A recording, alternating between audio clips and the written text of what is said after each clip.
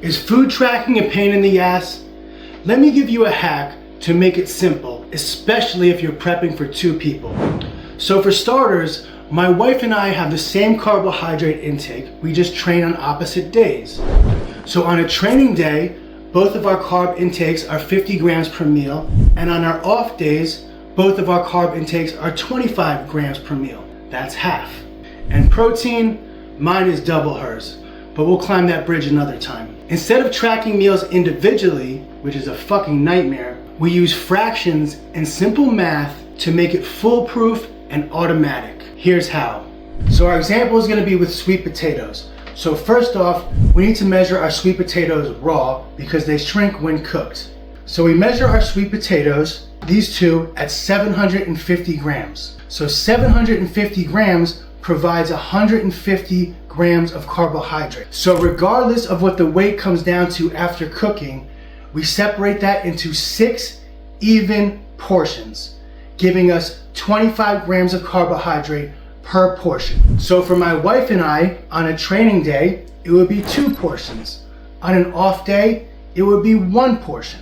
And even though the weight changes after cooking, the portion and the fraction stays the same to make it simple. We will never need to reweigh anything. This method would work the same for rice or anything else. You would just weigh that after cooking. And we eat more on training days than off days. Makes sense, right? And when it comes to protein sources, we weigh everything at 112 grams or 4 ounces.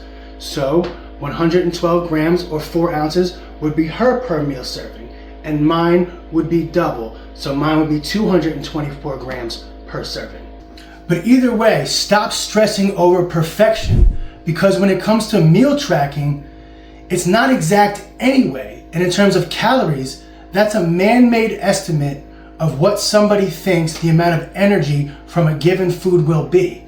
So MyFitnessPal will have one value, Trainerize will have another value, Lose It will have another value. It's not going to be across the board. And if you're not prepping for a competition or a photo shoot, there's a little bit more leeway. But the key is consistency over perfection. And as far as our sweet potato, for example, if we're aiming for 750 grams of raw sweet potato, if it weighs out anywhere between 725 to 775 grams, that's close enough.